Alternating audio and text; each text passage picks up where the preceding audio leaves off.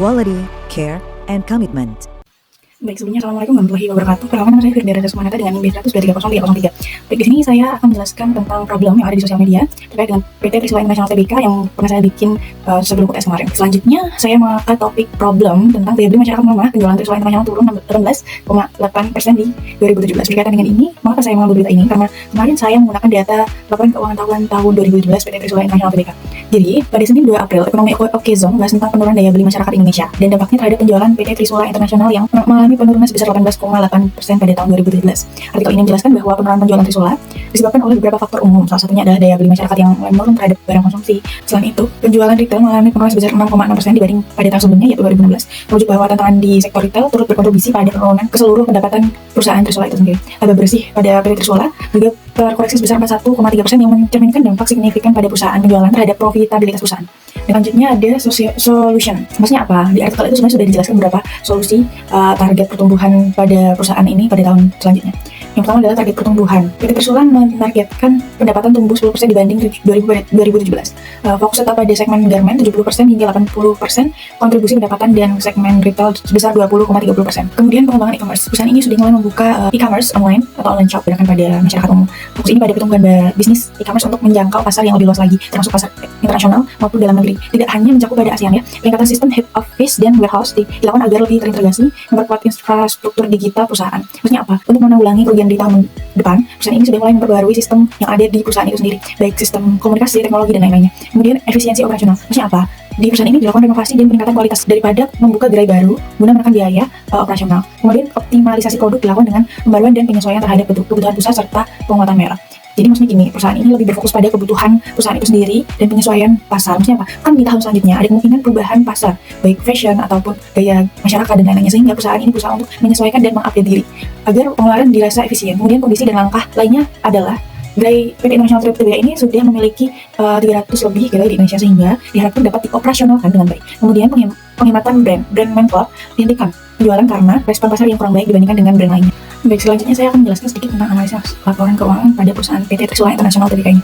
Sebelum itu saya membandingkan beberapa aspek di laporan keuangan tahun 2017 dan 2016 sebagai pertimbangan kesimpulan yang saya buat. Yang pertama adalah gaur penjualan neto.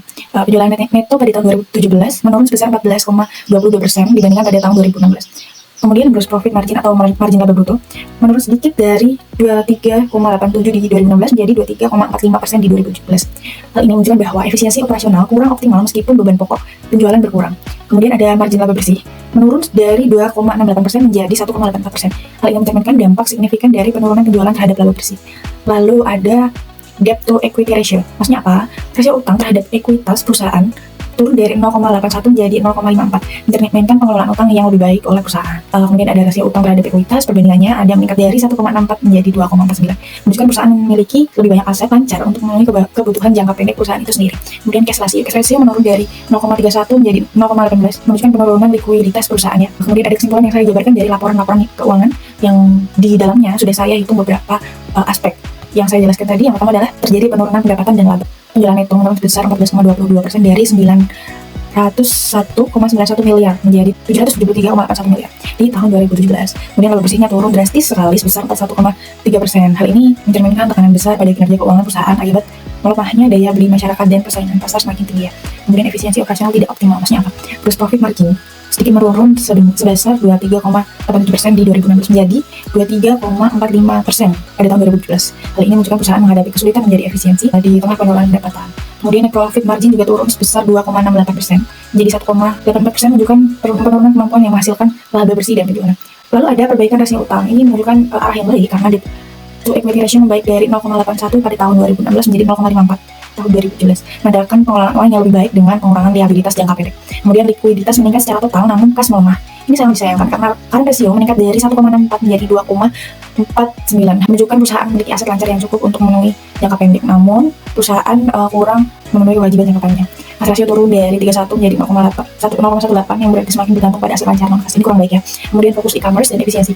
Yang saya jelaskan tadi, perusahaan sudah mulai fokus membuka e-commerce atau online shop agar efisiensi lebih baik dan gerai juga dimanfaatkan secara efisien pada tahun 2017. Kemudian di sini akan saya jabarkan argumen saya dan pendapat saya tentang perusahaan ini yang berkaitan dengan analisis laporan keuangan pada tahun 2017 dan berita yang berkait. Yang pertama adalah argumen saya. Perusahaan Trisula ini dikatakan lebih bergantung pada pasar lama dan cara jual tradisional, sehingga minat daya beli masyarakat itu turun dibandingkan dengan yang ada pada saat ini. Pada saat 2017 ya tentunya. Karena 2017 mulai ada fase peralihan, yaitu mulai beberapa e-commerce sudah berdiri. Kemudian Tris terlalu fokus pada pasar Jepang dan model penjualan lewat Trukovisi. Jadi ketika bersaing dengan penjualan online dan penjualan beberapa pasar lain, sangat terdampak karena kurangnya diversifikasi pasar. Ini membuat daya beli masyarakat mulai turun. Kemudian kurang cepat beradaptasi dengan tren digital. Yang saya jelaskan tadi, perusahaan ini terlalu fokus pada offline store dibanding online store. Padahal pada realitanya perusahaan lain sudah memulai bisnis menggunakan online shop atau e-commerce. Walaupun Tris mulai mengembangkan e-commerce, langkahnya masih lambat karena belum bisa beradaptasi dengan baik oleh digitalisasi secara maksimal ya. Kesulitan mengalami biaya produksi saat pendapatan turun ini sangat disayangkan, namun bisa diperbaiki pada tahap selanjutnya. Walaupun sudah mengurangi utang, perusahaan belum cukup efisien dalam memangkas biaya produksi untuk mengimbangi penurunan penjualannya. Kondisi perusahaan kas perusahaan juga melemah. Lalu penurunan drastis cash ratio ini sangat berdampak pada perusahaan karena menunjukkan bahwa perusahaan tidak punya cukup cadangan cash untuk menghadapi tantangan seperti perubahan daya beli atau perubahan kondisi pasar pada tahun itu maupun tahun selanjutnya. Kemudian apa yang menurut saya atau saran agar tidak terjadi hal serupa yang pada kabar berita, yaitu penurunan daya beli masyarakat. Yang pertama adalah cari pasar baru dan kembangkan produk baru. Maksudnya apa? Tidak hanya Asia Tenggara. PT Trisula Internasional seharusnya lebih fokus pada pasar internasional, tidak hanya Asia Tenggara, Asia Timur, Asia Tengah, atau yang lainnya. Semua harus dicakup dengan baik. Kemudian pembuatan produk baru. Hal ini perlu digarisbawahi karena produk baru yang dikeluarkan PT Internasional TBK Trisula ini masih agak ketinggalan zaman dibanding tren fashion tahun selanjutnya. Kemudian perbaiki toko fisik dan maksimalkan e-commerce. E-commerce perlu diperkuat toko online-nya milik Tris karena sudah saya jelaskan tadi belum bisa bekerja secara maksimal. Perlu ada perbaikan beberapa hal tentang e-commerce agar pelanggan lebih puas menggunakan fasilitas itu. Lalu gabungan pengalaman belanja online dan offline seperti fitur pesan online ambil di toko itu lebih baik ya. Jadi tidak perlu ada antrian panjang pada pelanggan. Lalu ada efisiensi dalam biaya produksi. Menggunakan teknologi perlu digalakkan lagi agar biaya tenaga kerja lebih hemat atau dapat ditekan. Lakukan negosiasi pada pemasok yang tidak memberikan harga lebih murah tapi tetap berkualitas ya.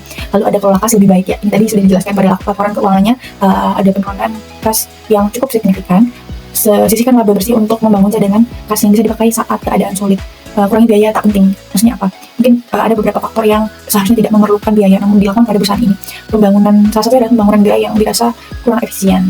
Lebih baik fokus pada gerai yang menghasilkan keuntungan besar dan tutup yang sudah rugi. Lalu membangun citra merek yang lebih kuat dibanding dengan citra lain. Produk-produk lain sudah mulai berkembang. Buat cerita merek yang menunjukkan Tris sebagai produk lokal dengan kualitas internasional ya.